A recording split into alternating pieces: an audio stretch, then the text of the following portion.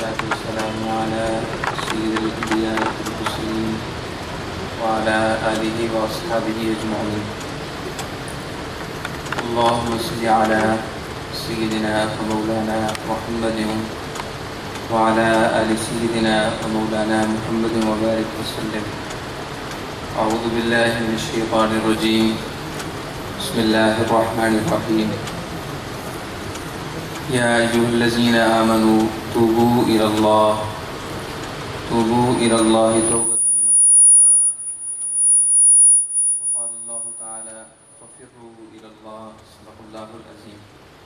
محبت و عقیدت کے ساتھ مل کر بآواز بلند بارگاہ رسالت میں درود ابراہیمی کا نذرانہ پیش فرما لیجیے. اللهم صل على محمد وعلى آل محمد كما صليت على إبراهيم وعلى آل إبراهيم إنك حميد مجيد. اللهم بارك على محمد وعلى آل محمد كما باركت على إبراهيم وعلى آل إبراهيم إنك حميد مجيد. مولاي صل وسلم دائما أبدا على حبيبك خير الخلق كلهم هو الحبيب الذي ترجى شفاعته بكل حول من الأحوال مقتحم. الحمدللہ ثم الحمدللہ. آپ جملہ احباب کے تعاون اور کوششوں سے اور آپ جملہ سامعین اور مہمانان عزیز وقار کی محبتوں اور عقیدتوں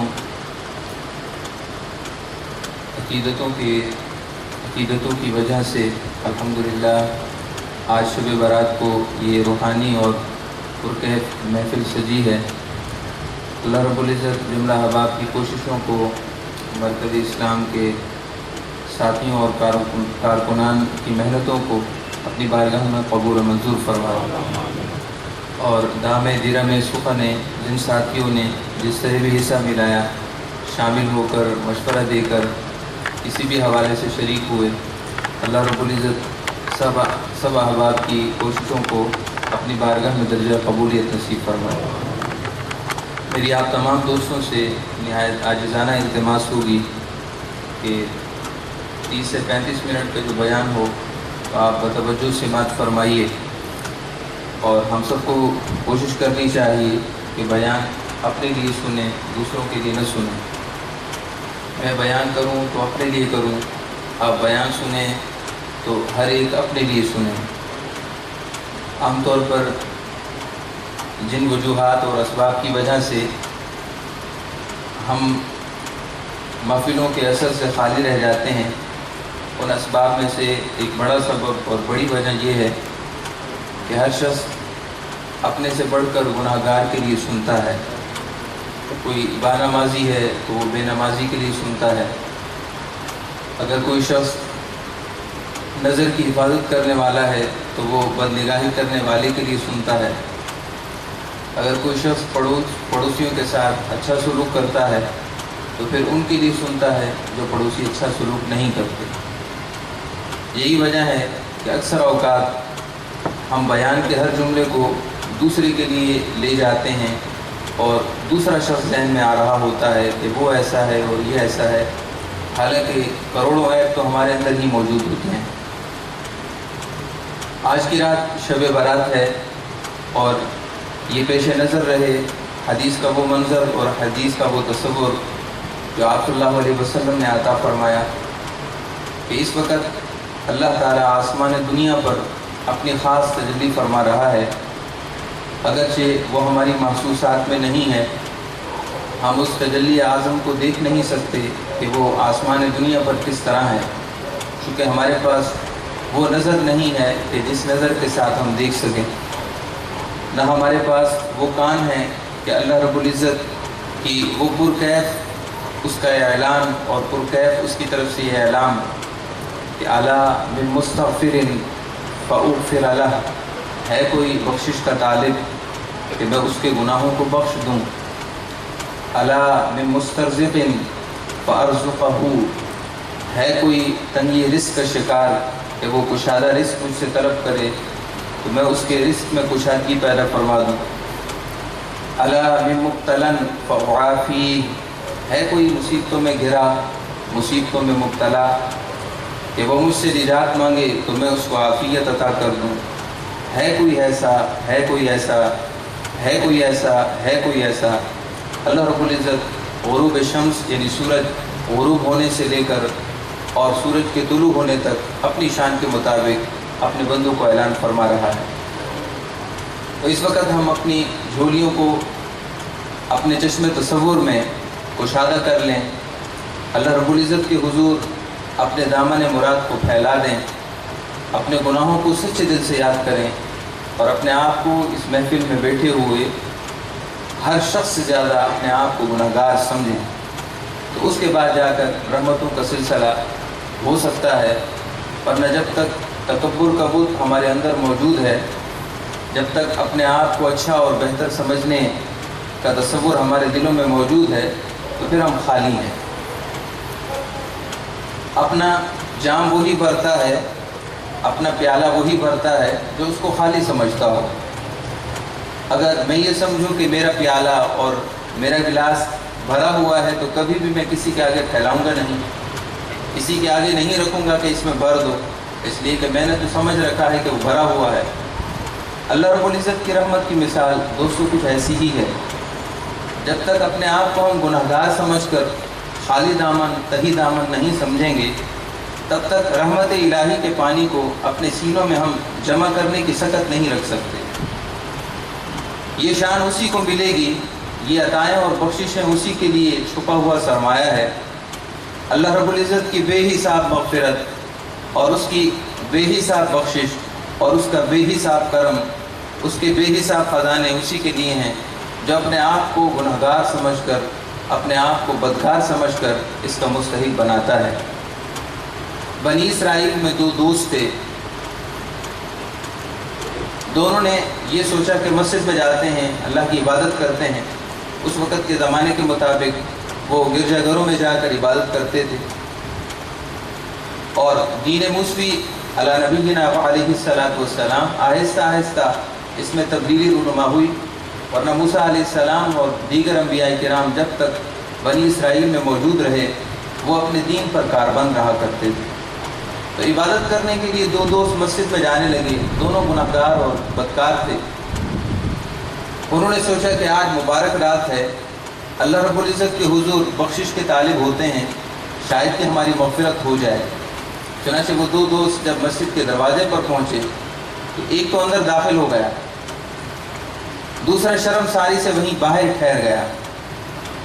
امام یافعی رحمۃ اللہ تعالی علیہ روض الریاحین میں لکھتے ہیں کہ جب وہ شخص دروازے پر ٹھہر گیا اور اندر نہ گیا تو دوسرے دوست نے پوچھا، کیوں بھائی، آپ کیا میرے ساتھ یہ ارادہ بنا کر نہیں آئے تھے کہ آج کی رات میں عبادت خانے میں داخل ہوں گا، مسجد میں داخل ہوں گا، اللہ کی عبادت کروں گا اور اپنے گناہوں کی بخشش مانگوں گا، تو آپ دروازے پہ کیوں رک گئے؟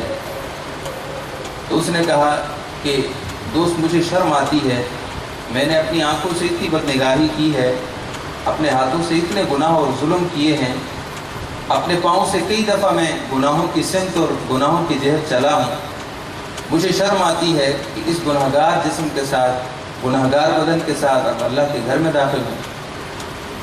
اللہ رب العزت نے اس وقت کے نبی مکرم صلی اللہ علیہ وسلم علیہ السلام کی طرف وحی نازل فرمائی کہ اے نبی مکرم، جائیے میرے اس بندے سے یہ کہہ دیجئے کہ تم نے اپنے آپ کو اتنا گناہ گار سمجھا کہ اپنے آپ کو مسجد میں جانے کے قابل بھی نہیں سمجھتے تھے، جاؤ تمہاری اس عزت و انکساری، اس تذلل اور تضرع کی وجہ سے ہم نے تمہارے گناہوں کو دھو دیا ہے۔ تو اندازہ فرمائیے، جو اپنے آپ کو گناہ گار سمجھے وہی بامراد ہوتا ہے، جو کچھ سمجھتا ہو وہ کچھ نہیں پاتا، جو اپنے آپ کو کچھ نہیں سمجھتا سبھی کچھ وہ لے جاتا ہے۔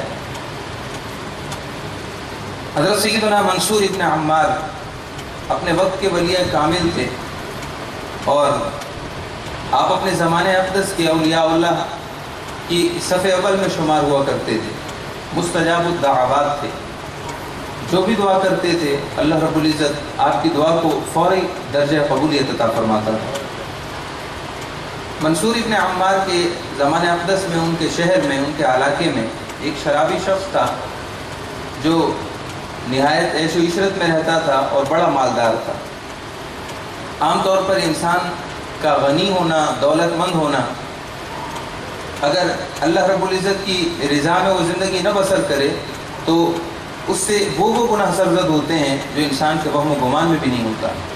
اس لیے کہ مال و دولت اگر اللہ کی رضا میں صرف نہ ہوتا ہو اور انسان اپنے آپ کو شریعت کے احکامات کا متبع نہ رکھتا ہو، پابند نہ رکھتا ہو، تو اس کے لیے بھٹکنے کے زاویے اور بھٹکنے کے راستے ہر طرف کھلے ہوتے ہیں۔ منصور ابن عمار کے زمانے میں ایک شخص شرابی تھا۔ اس نے شراب کی محفل سجا رکھی تھی۔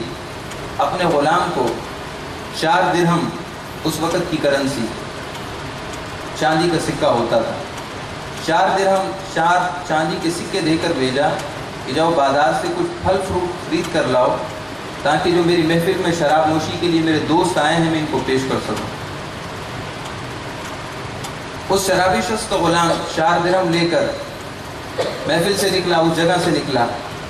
منصور ابن عمار اپنے مریدین اور اپنے معتقدین کو بٹھا کر آواز کر رہے تھے، لوگوں کو اللہ کی طرف بلا رہے تھے۔ اتنے میں ایک تنگ دست غریب مفلوق الحال غریب شخص حاضر ہوا اور کہنے لگا کہ اے منصور ابن عمار، خدا کے لیے میرے گھر میں بڑی تنگی ہے، مجھے کچھ عطا کیجیے تاکہ میں گھر میں راشن کا بندوبست کر سکوں۔ میرے بچے بھوک سے بلک رہے ہیں، کھانے کو کچھ نہیں ہے۔ منصور ابن عمار فقیر تھے، آپ کی جیب میں اور آپ کے پاس بھی کچھ نہ تھا۔ آپ نے اس وقت یہ اعلان فرمایا کہ جو شخص اس تنگ دست شخص کی مدد کرے گا میں اس کے لیے 4 دعائیں کروں گا، کیونکہ میری دعا اللہ رب العزت اپنی بارگاہ میں قبول فرماتا ہے، لہذا میں اس شخص کے لیے دعائیں کروں گا تاکہ اس غریب کا بھلا ہو جائے۔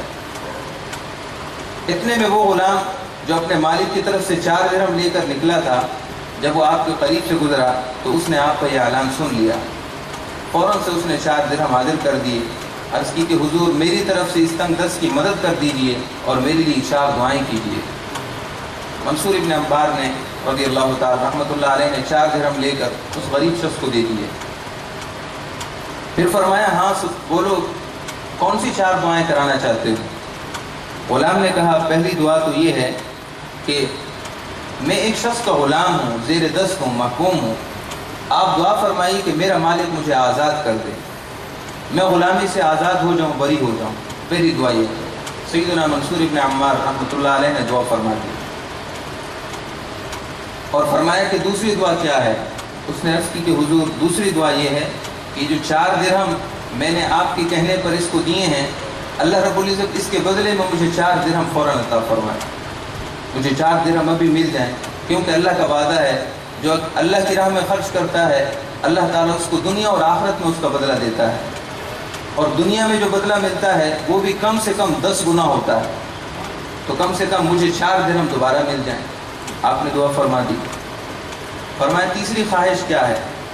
اس نے عرض کی کہ حضور تیسری خواہش یہ ہے کہ میرا مالک، میرا آقا جس کا میں غلام ہوں وہ شرابی ہے، اپنے دوستوں کو بھی اس گناہ میں مبتلا رکھتا ہے، دعا فرمائیے اللہ میرے مالک کو سچی توبہ عطا فرما دے۔ آپ نے دعا فرما دی۔ فرمایا کہ چوتھی دعا کراؤ۔ اس نے عرض کی کہ چوتھی دعا یہ ہے کہ اللہ تعالیٰ میری جس کا میں غلام ہوں اس کی اور آپ کی محفل میں جتنے لوگ بیٹھے ہیں اللہ سب کی مغفرت فرما دے۔ منصور ابن عمار رحمۃ اللہ علیہ نے چوتھی دعا بھی کر دی۔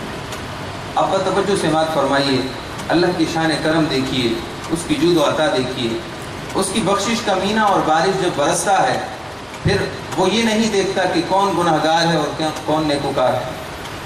جب اس کی بخشش برستی ہے تو پھر نیکوکاروں کے ساتھ گناہ گار بھی دھل جاتے ہیں، گناہوں کے بیڑے بھی گناہ گاروں کے بیڑے بھی پار ہو جاتے ہیں۔ وہ یہ دعائیں کرا کر جب اپنے آقا اور مالک کے پاس واپس پہنچا تو مالک نے کہا بھائی دیر کیوں کر دی؟ اتنی دیر سے تمہاری انتظار ہو رہی ہے، تمہیں اتنی دیر پہلے بھیجا تھا اور اتنی تاخیر سے آ رہے ہو، اور لاؤ وہ فروٹس کہاں ہیں جس کے لیے میں نے تمہیں 4 درہم دیے تھے۔ اس نے سارا ماجرا سنا دیا کہ جلدی نہ کیجیے، بات یہ ہے کہ 4 درہم تو میں لے کر چلا تھا لیکن منصور ابن عمار سے اس کے بدلے میں 4 دعائیں کرا کر آیا۔ میں نے خسارے کا سودا نہیں کیا، میں 4 دعائیں کرا کر آیا ہوں۔ اللہ رب العزت نے اس کے نصیب میں توبہ رکھی تھی، اس کے نصیب میں اللہ رب العزت نے بخشش رکھی تھی، لہذا اس نے شراب کا جام سائڈ پہ رکھا اور کہا 4 دعائیں کرائیں تو کون سی کرائیں؟ اس نے کہا پہلی دعا یہ کرائی کہ اللہ رب العزت مجھے غلامی سے نجات دے دے۔ اللہ رب العزت جب راستے بناتا ہے تو آپ اندازہ فرمائیں کہ راستے وہاں سے بنتے ہیں جہاں سے راستوں کا وہم و گمان بھی نہیں ہوتا۔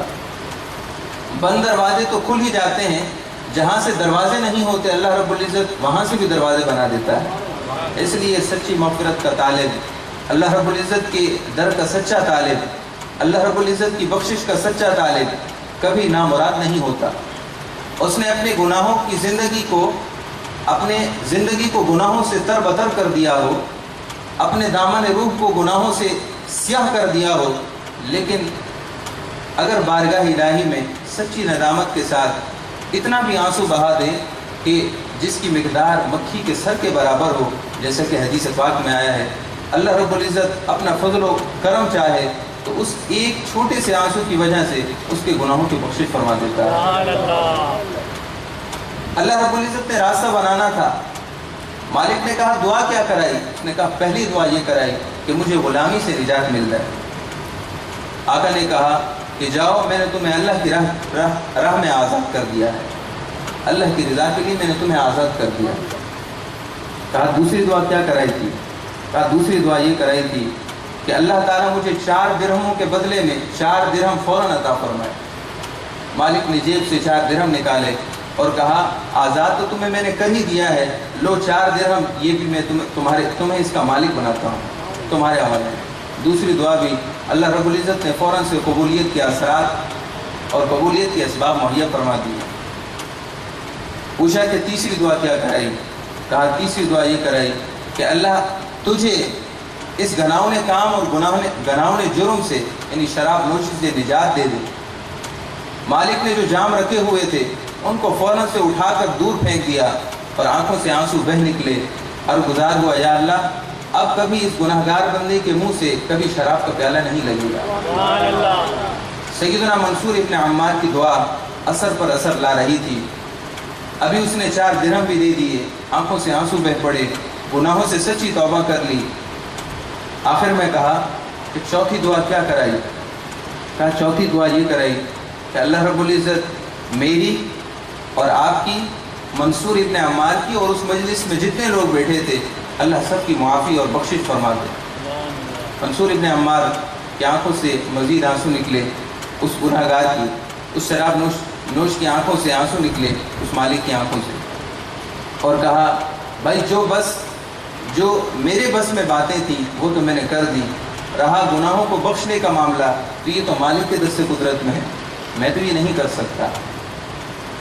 وہی رات آئی تو اللہ رب العزت نے خواب میں، جب کہ وہ سویا تھا، اس کے خواب میں اللہ رب العزت نے ایک فرشتہ بھیجا جس نے انسانی شکل میں اللہ کی طرف سے یہ پیغام سنایا کہ تمہارے بس میں جو کام تھے وہ تم نے کیے، تو ہمارے بس میں جو مغفرت کا ایک کام ہے کیا وہ ہم نہیں کر سکتے؟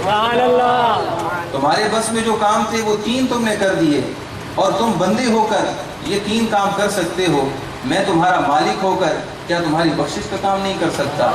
جاؤ، میں نے اپنے رحم و کرم سے تمہیں بھی بخش دیا، منصور ابن عمار کی مجلس میں بیٹھے ہوئے تمام لوگوں کو بخش دیا، اور تمہارے غلام کو بھی بخش دیا۔ اللہ رب العزت کی بخششیں تو اس طرح ہیں، جو انسان اللہ رب العزت کی طرف متوجہ ہوتا ہے اللہ رب العزت اس کے لیے اسباب نصیب فرماتا ہے۔ ہم نے اپنی زندگی کو اس طرح ڈیکوریٹ کر دیا ہے کہ ہماری عبادت بھی عبادت نہیں ہے، ہمارا راتوں کو جاگنا بھی جاگنا نہیں رہا، ہر چیز ایک بنے بنائے منصوبے کے تحت تو ہوتی ہے، لیکن روحانیت، خلوص اور سچائی کتنی ہے یہ اللہ رب العزت جانتا ہے۔ محفلوں میں آنا جانا تو ہر کسی کا ہے، اکثر و بیشتر ہے، لیکن سچی طلب والے اور سچی تڑپ والے، سچے جذبے والے اور سچی نیتوں والے کتنے ہیں یہ اللہ رب العزت کی شان جانتی ہے۔ رسول اکرم صلی اللہ تعالیٰ علیہ وسلم نے اپنی امت کے بارے میں ارشاد فرمایا کہ جیسے جیسے وقت گزرے گا میری امت سے بہت سی نعمتیں چھوٹتی جائیں گی، سب سے پہلی نعمت جو میری امت سے جائے گی وہ عبادت کا خشوع و خضوع ہوگا، عبادت کی مٹھاس ہوگی۔ محترم دوستو، عبادت کی ایک مٹھاس ہے جس کو محسوس کیا جا سکتا ہے۔ آپ دیکھیے کہ اگر کوئی شخص کسی کام کا مشغلہ رکھتا ہے، کسی کو کسی کام میں سکون ملتا ہے، کسی کو کسی کام میں، ہر کسی کا اپنا اپنا مشغلہ ہے، اس مشغلے کے اندر جب انسان مصروف ہوتا ہے تو 2 گھنٹے بھی بیت جاتے ہیں اس کو خبر نہیں ہوتی۔ ایسا کیوں ہوتا ہے؟ حالانکہ وہ کر تو کام رہا ہے، اس کے لمحات بھی گزر رہے ہیں، 5 منٹ بھی گزرے ہیں اور 10 بھی گزرے ہیں، اس کے بعد 20 30 1 گھنٹہ بھی گزرا ہے اور دوسرا گھنٹہ بھی گزرا ہے۔ گزرنے کو وقت تو گزرا ہے لیکن اس کو پتہ کیوں نہیں چلا؟ حالانکہ 2 گھنٹے پورے بیتے ہیں، لیکن وہ کہتا ہے کہ مجھے خبر ہی نہیں ہوئی۔ کیوں بھائی؟ 2 گھنٹے میں آپ نے ایسا کیا کچھ پایا ہے، ایسا کیا کچھ تھا کہ آپ کو 2 گھنٹے بیتنے کی خبر نہیں ہوئی؟ تو دوستو، اس کام کی مشغولیت، انہماک اور اس کام کے ساتھ دلچسپی نے اس کو اس بات سے بے نیاز کر دیا کہ 2 گھنٹے گزر گئے لیکن خبر نہ ہوئی۔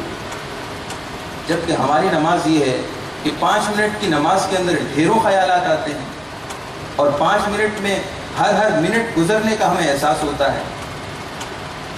اس کا واضح مطلب یہ ہوا کہ عبادتوں کا مٹھاس وہ ہمارے اندر نہیں ہے، جبکہ دنیاوی کاموں کا مشغلہ اور دلچسپی وہ قائم ہے۔ اس وجہ سے وہ 5 منٹ گزرے تو خبر ہوتی ہے، ادھر 2 گھنٹے بیت جائیں تو خبر نہیں ہوتی۔ ہم نے اپنی آنکھوں کو گناہوں میں مبتلا کر دیا ہے۔ ہمارے بالخصوص نوجوان طبقہ اپنے آپ کو برباد کر رہا ہے، حقیقت میں بربادی ہے، اور لفظ برباد بھی شاید کہ بہت چھوٹا ہے۔ کیا ہم اس بات سے بے خبر ہو گئے کہ وہ علام الغیوب جس نے ہمیں پیدا کیا ہے، ہماری آنکھوں کو پیدا کیا ہے، ہماری آنکھوں میں دیکھنے کی قوت رکھی ہے، کیا ہمیں واپس کی طرف پلٹ کر نہیں جانا؟ کیا ہمیں پل پل کا حساب اپنے رب کے حضور نہیں دینا؟ موبائل کی اسکرین پر نہ جانے ہم کیا کچھ دیکھتے ہیں، موبائل فون پر نہ جانے کن کن لوگوں سے ہم بات چیت کرتے ہیں اور کس کس طرح کی باتیں کرتے ہیں، یہ ہم جانتے ہیں، ہمارا رب جانتا ہے۔ اور بہت سارے دوستوں کو دیکھا گیا ہے کہ جب وہ اپنی آنکھوں کو گناہوں سے آلود کر لیتے ہیں تو موبائل کی میموری سے اور موبائل میں جو وہ سیو ہو جاتا ہے معاملہ، اس کو ڈیلیٹ کر دیتے ہیں تاکہ دوست کو خبر نہ ہو سکے، کہیں والد موبائل فون پر نہ دیکھ لے، کہیں والدہ کو خبر نہ ہو جائے، یا کوئی ہمارا ناصح اور مشفق اس کو خبر نہ ہو جائے۔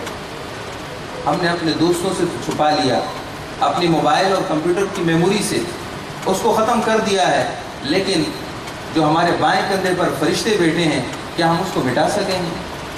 کیا ہم اس کو ڈیلیٹ کر سکیں ہیں؟ اپنی آنکھوں سے جو کچھ دیکھا، موبائل اور کمپیوٹر کی میموری سے ہم نے اس کو صاف کر دیا ہے، کلین کر دیا ہے۔ کیا بائیں کندھے پر بیٹھے فرشتے نے جو کچھ ہمارا لکھا ہے اس کو ہم کلین کر سکے ہیں، اس کو صاف کر سکے ہیں؟ یہی نامہ عمل جس میں ہم نے اتنے گناہ کیے ہیں اور ہم نے تو بھلا دیے، جب بروز محشر ہماری آنکھوں کے سامنے ہوں گے تو اس وقت کیا شرمساری نہیں ہوگی؟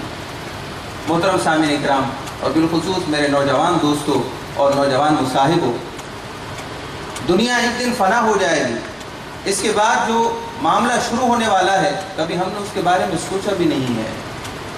وہ کیا منظر ہوگا، وہ کیا ہیبت ہوگی، وہ کیا چیزیں ہوں گی، کبھی ہم نے دنیا میں ان کا نظارہ نہیں کیا۔ یہ عالم دنیا ہے، یہ عالم دنیا ہے۔ ہمیں ایک دن جس طرح پیدا ہوئے ہیں ایک دن ہمیں مر جانا ہے۔ کیا ہمیں گزرتی ہوئی زندگی کچھ سکھاتی نہیں ہے؟ جب پیدا ہوئے تو ہم چھوٹے تھے، نہ کوئی صلاحیت تھی، نہ اپنے رزق کے لیے ہماری بھاگ دوڑ تھی۔ اللہ تعالی نے ماں باپ کو مقرر کیا، سارے معاملے ہوئے، ہم بچپن سے لڑکپن کی عمر کو پہنچے، لڑکپن سے اب جوانی میں ہیں، جوانی سے بڑھاپے میں جائیں گے، پھر آخر موت کی طرف جا رہے ہیں۔ شہر قبرستان کی طرف کبھی دیکھیے کہ اتنے لوگ جو وہاں آباد ہیں، کیا وہ آسمان سے فوراً زمین میں قبروں میں جا گرے تھے؟ نہیں دوستو، وہ بھی ایک دن پیدا ہوئے تھے، ان کی بھی بچپن تھے، جوانیاں تھی، بڑھاپا تھا، آخر وہ وہاں پہنچے ہیں، تو ہم بھی اسی طرح وہاں پہنچیں گے۔ آج سے 50 سال پہلے، 70 سال پہلے جو لوگ جوان تھے آج وہ قبروں میں ہیں۔ اسی طرح آج سے 70-80 سال بعد ہم بھی اس بلڈنگ کی چھت پہ نہیں ہوں گے بلکہ زیر زمین ہوں گے۔ ہماری قبریں ہوں گی، قبروں پر تختیاں لگی ہوں گی، یہ فلاں بن فلاں ہے، اس نے اتنی عمر پائی، یہ فلاں بن فلاں ہے، اس نے اتنی عمر پائی۔ دوستو، ہم تو قبر کا اوپر والا حصہ دیکھتے ہیں، نہ جانے اندر کیا کچھ ہو رہا ہے۔ سیدنا امام جعفر رحمۃ اللہ علیہ فرماتے ہیں ایک شخص کا انتقال ہوا،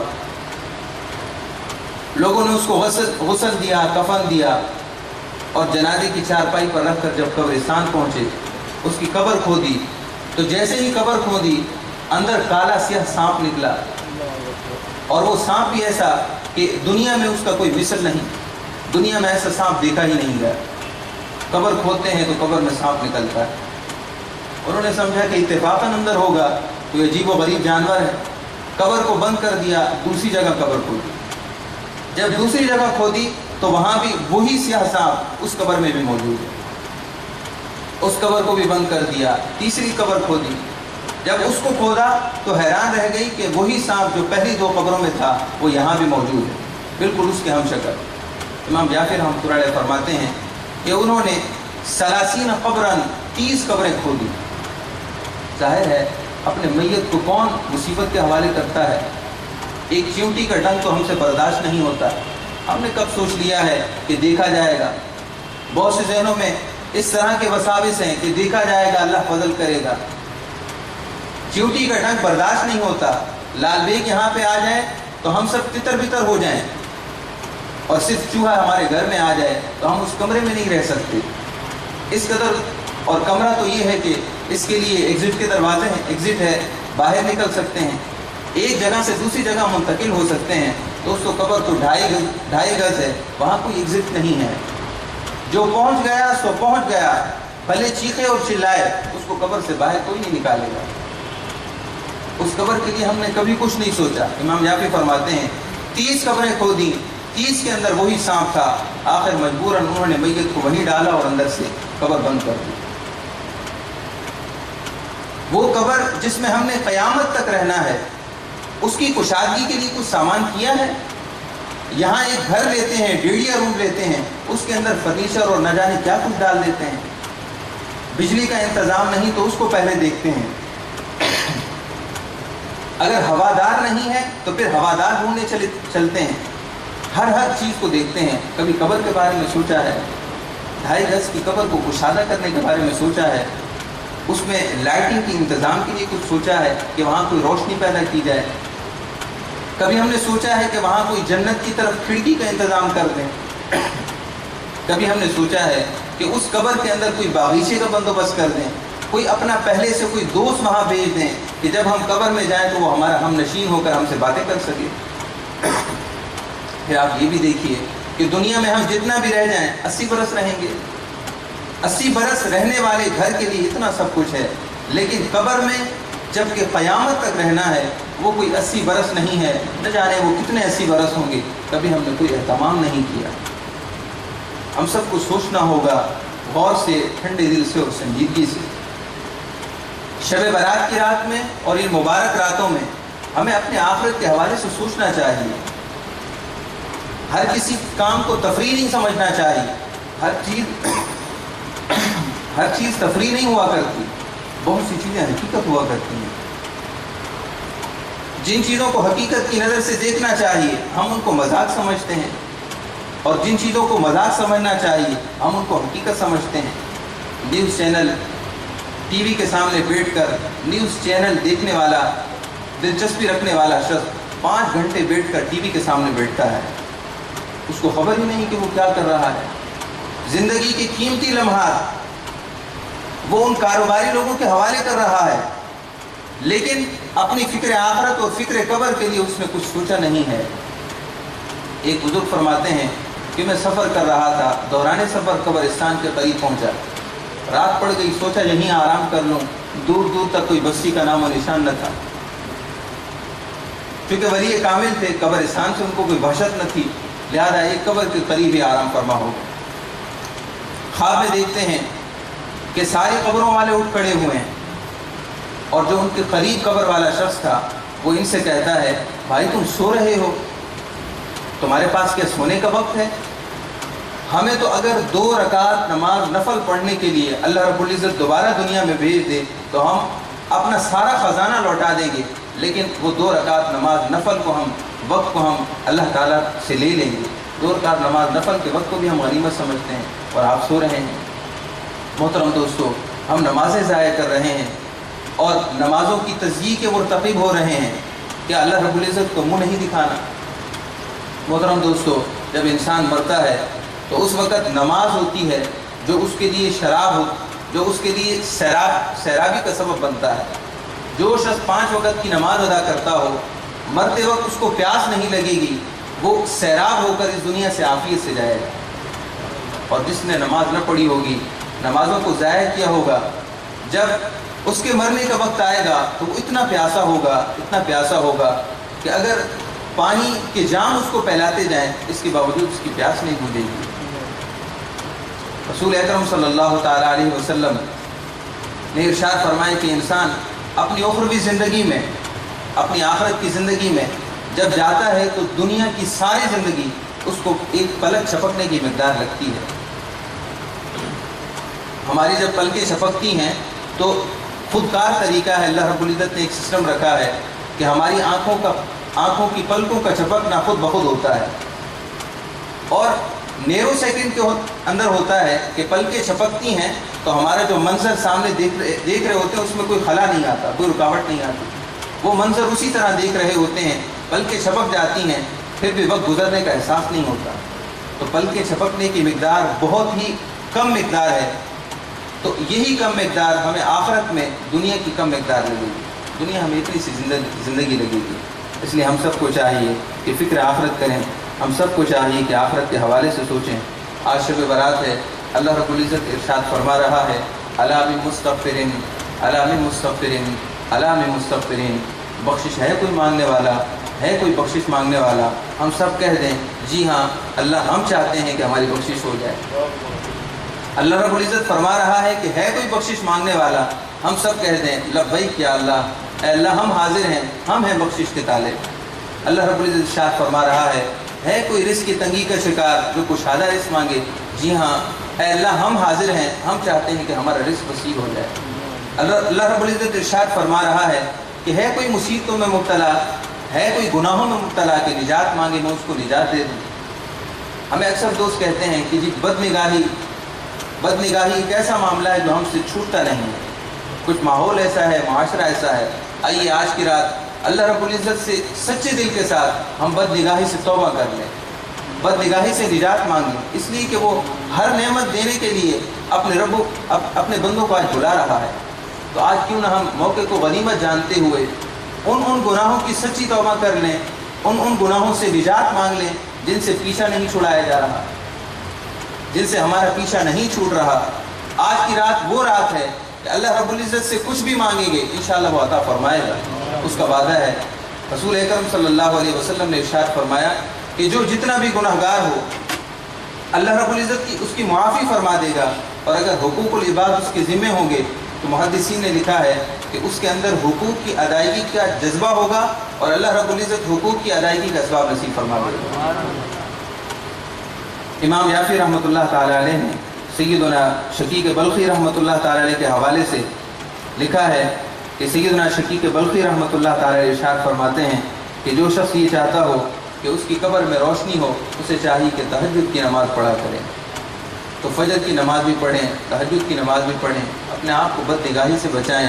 یہ جوانی ہے، ایک وقت تک کے لیے ہے، جب گزرے گی تو پلک چھپکتے گزرے گی۔ جب ذمہ داریاں آتی ہیں، انسان کی شادی ہوتی ہے تو اس کے بعد انسان کو سمجھ میں آتی ہے کہ میں تو بے وقوف تھا، میں نے اپنی جوانی کو انہیں کاموں میں بسر کیا۔ لوگ کالجوں اور یونیورسٹی کے دروازوں پر کھڑے ہو کر نہ جانے کن اعمال کے ساتھ مبتلا ہوتے ہیں، اچھے کپڑے پہن کر، اپنے چہروں کو سجا کر اپنا وہاں وقت برباد کرتے ہیں۔ کیا کبھی ہم نے سوچا ہے کہ ہم اللہ رب العزت کی رحمت کے بارے میں بھی تو سوچیں کہ کاش اللہ کی رحمت ہمیں دیکھ لیتی، ہمارے لیے کتنی خوشخبری ہو جائے گی۔ ہم جو ہی دنیا والوں کے پیچھے پڑے رہتے ہیں، دنیا میں کوئی وفا نہیں ہے، دنیا میں کوئی عہد نہیں ہے، ہر شخص اپنے مطلب پرستی میں مبتلا ہے۔ بہت کم لوگ ہوتے ہیں جو با وفا ہوتے ہیں۔ اگر وفا کی تلاش ہے تو وہ اللہ رب العزت کی رحمت کا راستہ ہے۔ اللہ رب العزت کی رحمت پہلے بھی با وفا تھی، آج بھی با وفا ہے اور ہمیشہ با وفا رہے گی۔ اس کی رحمت کا دامن جس نے پکڑا ہے وہ ہمیشہ پار لگا ہے. اللہ رب العزت کی رحمت کا دامن کالے نے پکڑا وہ بھی پار ہوا, گورے نے پکڑا وہ بھی پار ہوا. اللہ رب العزت کی رحمت کا دامن کسی قوم, کسی زبان بولنے والے نے پکڑا, اللہ رب العزت کی رحمت نے اس کو پار لگایا ہے. آئیے آج رحمتوں کی بارش ہے, اللہ رب العزت کے حضور سچے دل سے رحمتوں کے طلبگار ہوں. اللہ رب العزت آپ کی دعاؤں کو صدقہ مجھ گناہگار کی حاضری کو اور مجھ گناہگار کی دعاؤں کو بھی قبول و منظور فرمائے. انشاءاللہ تعالیٰ بھی مناجات ہوگی. آپ خشوع اور خضوع قلب کے ساتھ حاضر رہیں. اگرچہ گرمی ہے لیکن رحمت الہی کو حاصل کرنے کے لیے کچھ نہ کچھ گرمی برداشت کر لیجئے, کیونکہ ہر نعمت ہمیشہ مشقت کے بعد ہی حاصل ہوتی ہے. اللہ رب العزت ہم سب کی حاضری کو قبول و منظور فرمائے.